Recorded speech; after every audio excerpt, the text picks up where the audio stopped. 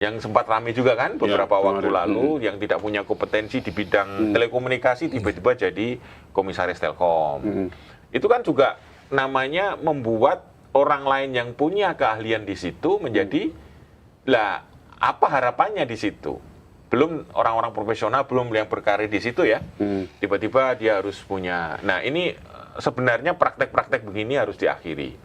Itu bagian dari menunjukkan keseriusan agar perbaikan BUMN ini tidak boleh berhenti hanya di soal penghentian TNTM gitu ya. Tapi meritokrasinya mulai dihidupkan kembali, terutama untuk BUMN besar nih, tier 1 misalnya, yang tier 1 tuh yang asetnya gede, kemudian yang memberi kontribusi terbesar terhadap anggaran negara, pendapatan negara bukan pajak maupun pajaknya, misalnya perbankan, himbara, kemudian energi, gas, kemudian telekomunikasi, ini kan gede-gede semua nih. Nah, atau yang lain-lain mungkin yang kontribusinya besar, ya itu memang harus ketat, meritokrasinya harus ketat. Transparansi rekrutmen orang, direksi, komisaris, pegawai, itu memang harus transparan benar gitu. Jangan sampai kita hanya menaruh orang-orang titipan-titipan yang tidak profesional. Nah, ini yang banyak kejadian ya. Banyak kejadian. Artinya apa? Ini memberi sinyal kepada anak-anak muda, lulusan-lulusan terbaik yang sudah profesional, bahkan dari perguruan tinggi terbaik, perguruan di dalam negeri dan luar negeri, tidak punya kesempatan untuk berkarir di BUMN. Kenapa? Karena sudah dikapling-kapling. Sudah dikapling untuk kelompok-kelompok tertentu ya. Nah, itu sebenarnya udah nggak bisa gitu. Nah, itu dimulai dari situ.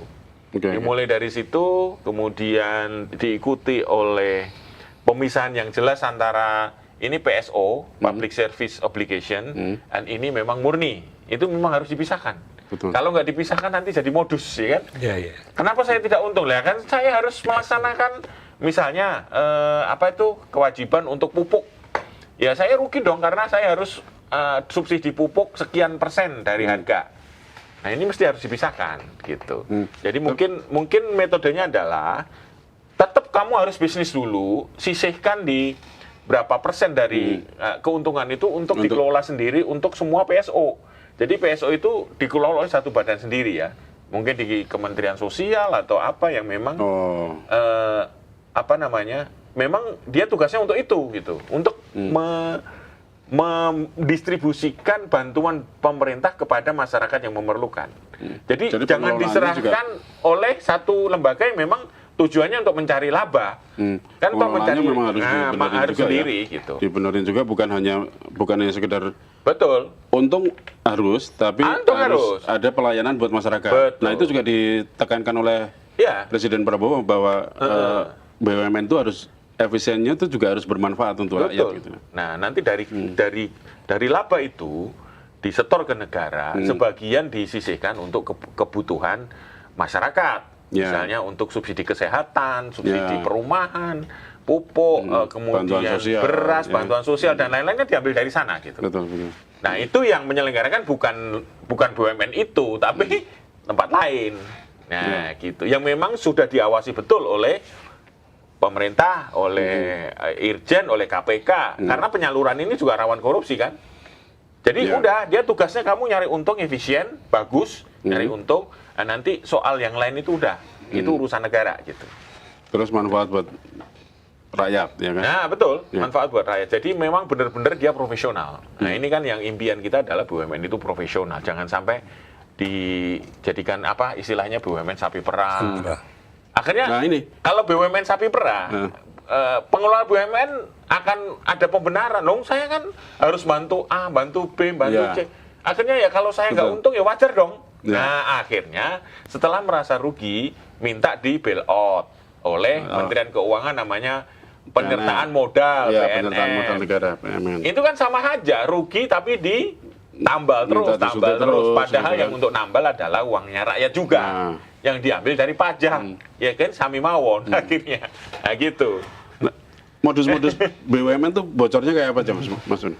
Iya, BUMN kan juga keterkaitannya sama sekarang ini banyak komisaris juga, banyak petingginya kan diambil dari tim sukses seperti disampaikan Mas Pung ya. Ya, tapi kan ada yang ngomong kan nggak semuanya gitu. Tapi ya tetap aja ya. Itu juga. Mungkin yang BUMN yang bukan tier 1 mungkin enggak gitu ya, mungkin yang biasa-biasa aja. Mungkin, tapi yang tier 3, tier 4 BUMN yang gemuk mungkin ya seperti itulah. Nah itu kan kaitannya nanti ujung-ujungnya ya diduga jadi sapi perah dari mereka ya, karena mereka kan mengalirnya ke partai politik gitu kan. Partai politik kan juga punya kepentingan untuk menikmati untuk operasional dari mana mereka biaya politiknya itu kan. Elektoral. Jadi wajar kalau saya kira Pak Prabowo gerah dengan kondisi sekarang bahwa ini justru nggak mensejahterakan rakyat tapi mensejahterakan kelompok tertentu gitu. Betul. Jadi ya menurut saya ini kemajuan hukum untuk terobosan juga untuk membuat BUMN juga mikir untuk memperbaiki diri, apalagi 30 tahun ke belakang mau diusut. Meskipun saya rasa nggak sesimpel itu untuk membuat peradilan ad hoc soal BUMN ini ya, karena kita membuat RUU perampasan aset aja kan bertele-tele lama. Apalagi soal pengadilan yang sangkut pautnya dengan kemana-mana ini kan. Ya. Kalau dilihat dari penegakan hukum terhadap korupsi yang terjadi di BUMN, kita lihat kemarin, beberapa mengatakan ya, ini kan urusannya bisnis, ini kan urusannya rugi karena bisnis. Nah kayak gitu gimana? Itu bisa jadi celah juga untuk korupsinya atau seperti apa? Nah makanya gini, kemarin kan sudah ada keputusan MK bahwa kerugian negara itu wajib diputuskan oleh BPK. Jadi jangan semua bisa menghitung kerugian negara gitu. Kejaksaan punya hitungan sendiri, KPK punya hitungan sendiri, kepolisian punya hitungan sendiri. Nah nanti kalau ada kepentingan tertentu yang masuk di situ, dia akan menilai. Kejadian masa lalu, misalnya business judgment itu dinilai sebagai kerugian negara.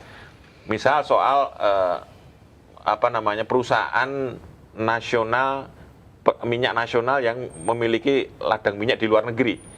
Ternyata misalnya kita memperkirakan nilainya 100, tapi begitu dibor nilainya cuma 50. Itu dianggap kerugian negara, ya kan? Nah, ini mesti beres dulu karena jangan sampai terjadi namanya keputusan bisnis oleh profesional, oleh direksi dan komisaris di situ, diawasi oleh komisaris tapi tetap dianggap kerugian negara. Kenapa? Karena beda sudut pandang tadi, gitu kan? Akhirnya muncul namanya kriminalisasi orang yang melihat kan itu muncul kemarin kan ini karena perbedaan persepsi dari masing-masing lembaga penegak hukum ya. Makanya kemarin kalau nggak salah MK memutuskan yang berhak menentukan, satu-satunya lembaga yang bisa menentukan kerugian negara sebuah BUMN itu ya BPK gitu. Kalau audit BPK dinyatakan bahwa itu clear, ya sudah clear gitu. Nah gitu, artinya kalau tidak ada lembaga yang jadi patokan untuk menentukan kerugian negara, akan masing-masing akan masing-masing punya persepsi macam-macam, menggunakan pasal masing-masing ya kan. Akhirnya itu kan muncul kecurigaan ada kriminalisasi. Padahal namanya ini kan BUMN diserahkan kamu bisnis itu ada risikonya Pak. Nggak mungkin bisnis itu untung terus, ya kan? Nah, itu yang namanya bisnis. Kalau dengan cara swasta, bisnis itu bisa untung, bisa rugi. Nah, kalau dia dianggap sebagai lembaga negara yang memang sumber sahamnya dari negara. Nah, cuman kalau dihitung dengan itu dan dinilai serupa kalau rugi itu berarti kamu merugikan uang negara dan itu dianggap korupsi. Nah, ini mesti yang dikelirkan. Nah ini persilangannya ada di mana sih sebenarnya antara rugi bisnis sama ya itu tadi mens rea korupsi kan yang selama ini diangkat kan sebenarnya. Salah satu adalah ukurannya adalah apakah dia punya niat untuk memperkaya diri atau kelompoknya. Yang disebut mens rea itu ya.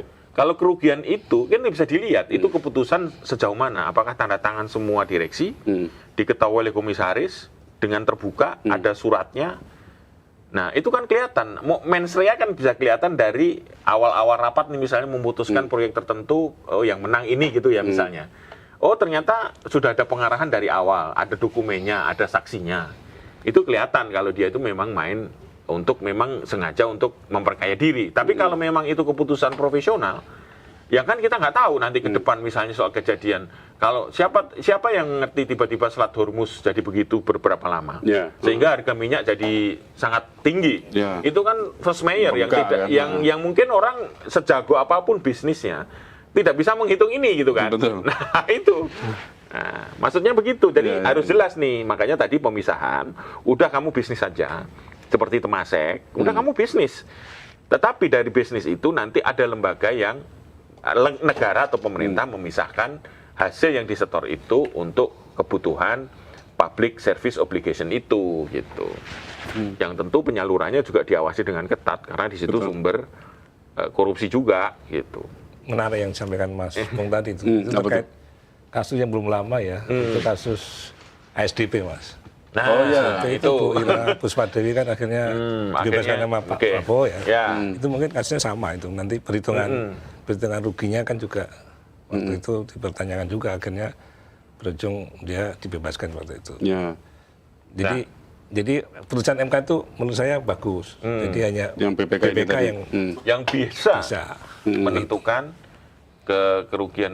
kerugian negara itu seperti apa. Karena kalau tidak, ini akan sama-sama berlomba untuk mencari ahli nih. Ahli A mengatakan tidak ada kerugian, B ternyata ada kerugian, yang dipakai pengadilan ternyata yang ini nih. Karena itu terjadilah. Karena memang mau jerat. Jerat yang ini karena udah ada target tertentu, gitu kan. Memang niatnya menjerat, bukan untuk menegakkan hukum. Itu beda lagi. Kan? Betul. Jadi ini pelajaran bagaimana nanti kalau menyusun, bagaimana sulitnya menyusun pengadilan ad hoc untuk menyusun 30 tahun ke belakang. Ya kan? Nah, ini sulit sekali akan dilakukan. Kenapa? Yaitu tadi, aturan yang sekarang dipakai untuk menjerat kejadian 30 tahun yang lalu sudah tidak relevan dong. Mungkin 30 tahun yang lalu perusahaan, katakan perusahaan A ini, BUMN besar, itu harus nanggung kerugian karena dia harus bantu bencana alam. Dinilai dengan keadaan sekarang, kamu rugi dong. Lah kan nggak bisa, gitu kan? Kan nggak bisa. Ini mesti sesuatu yang memang harus hati-hati, betul. Tapi saya yakin mungkin ini semacam warning aja lah. Warning lagi dari Pak Presiden. Agar yang lalu sudah berlalu, tadi sudah ada ngomong juga, saya juga minta sama wakil rakyat gimana kalau mereka itu tobat dan mengaku salah, terus mengembalikan uang itu yang kalau masih punya ya dikembalikan ke negara, gitu kan. Nah mungkin itu yang dimaksud oleh Pak Prabowo ya. Udah kalau enggak saya bikin nih pengadilan ad hoc nih yang 30 tahun bisa keusut semua kan, gitu kan ya. Ketar-ketir nggak lo? Ketar-ketir nggak lo? Nah, dan memang ya itu tadi jadi rumit ya. Kalau misalnya memang itu nanti jadi ada, terus yang lain kan nanti merasa dikriminalisasi, gitu kan. Terus memang kalau kebetulan lawan politik juga, gitu kan, kena juga. Gitu. Atau kebetulan dia yang sekarang ada di situ, wah saya dendam nih sama yang dulu menjegal karir saya, yang sekarang udah pensiun, ya kan? Dikejar di situ, wah, jadi perdebatan panjang. Gitu. Betul. Ya. Ini juga perlu pembahasan ya. Betul. Dan perlu jadi bahan diskusi para ahli hukum ini kan. Betul. Dan mungkin salah satu yang lain lagi adalah bagaimana efek jera itu diciptakan dari vonis-vonis ya untuk para koruptor. Tadi betul banget. Yang soal perampasan aset. Ya, kalau hukuman badan 2-3 tahun, kemudian dapat keringanan-keringanan, nanti pelaksanaan 1,5 tahun udah bebas. Uang masih banyak gitu. Kan gitu kan? Uang masih banyak karena mungkin korupsinya nilainya 30 miliar gitu. Dia paling di situ habis 10 miliar lah, masih ada 20 miliar di penjara 2 tahun gitu kan. Itu hitung-hitungan bisnis aja udah. Udah hitungan bisnis. 2 tahun siapa paling di penjara. Iya, makanya udah misalnya kan. Nanti kalau orang udah lupa bisa nyalek lagi, bisa jadi ini lagi, bikin perusahaan baru kan gitu kan jadinya. Makanya soalnya kan warga kita kan juga ini ya apa? Cepat lupa. Nah, cepat lupa, cepat melupakan. Nggak tahu cepat memaafkan atau tidak ini. Ya. Yang kemarin terjerat korupsi sekarang punya partai juga banyak. Banyak. Punya partai dilindungi foto sama pejabat-pejabat ya kan, dengan enaknya ya kan, padahal masih buronan, ada kan? Ada. Nah, mungkin kayak gitu-gitu yang perlu lebih jeli lagi ya. Nah, jadi hukuman untuk para koruptor ini ya mestinya lebih tinggi lagi.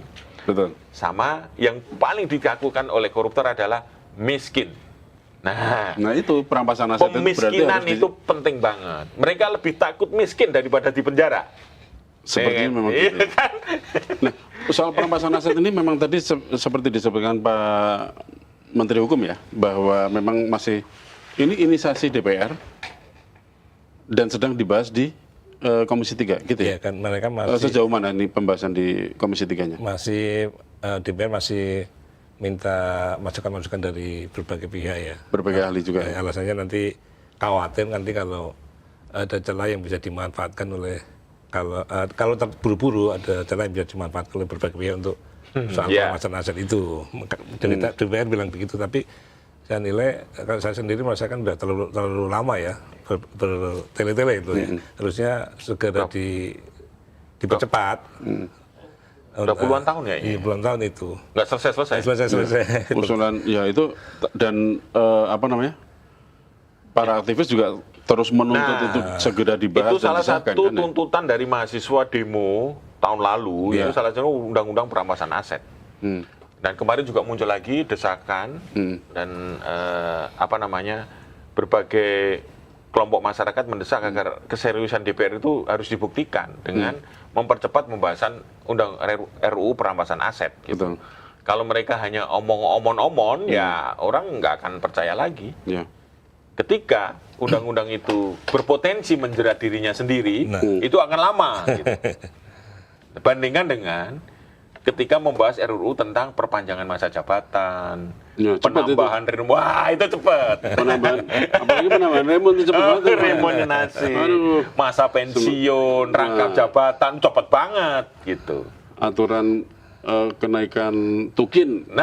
Cepet juga itu langsung tok ya kan. Nah, sementara yang perampasan aset memang mengarah kemana-mana sih ya. Nah ini sekaligus untuk evaluasi kepada parlemen kita, fungsi-fungsi legislasinya sama ininya harus objektif dong. Jangan fungsi legislasinya diperuntukkan untuk orang lain, bukan. Nah, untuk dirinya sendiri yang menguntungkan, bukan yang untuk bisa mengkoreksi lembaga itu sendiri gitu kan. Nah, jadi mungkin benar akan ada banyak kepentingan yang akan masuk di RUU perampasan aset. Karena ini akan kemana-mana ini. Betul. Tapi kalau kita tidak mulai, tidak akan pernah selesai. Tidak ada sesuatu yang sempurna pasti. Undang-undang itu pasti ada bolongnya, ya kan? Nah nanti teman-teman masyarakat sipil bisa langsung mencegatnya di MK, gitu kan? Ya itu wajar kan? Ini sistem demokrasi gitu. Kalau ada produk itu tidak ada yang sempurna. Jadi ketok dulu yang penting, bagaimana nanti itu dilaksanakan sambil diperbaiki. Itu sih. Oke. Ya memang pada intinya masyarakat berharap bahwa BUMN bersih, pemerintahan bersih, tidak ada lagi korupsi, dan kalau ada yang korupsi, dihukum, diberi sanksi seberat-beratnya, termasuk dimiskinkan tadi. Iya. Oke. Menurut Sobat Sindo seperti apa? Silakan tulis di kolom komentar dan kita cukupkan dulu dokumen kali ini. Sampai ketemu di dokumen berikutnya.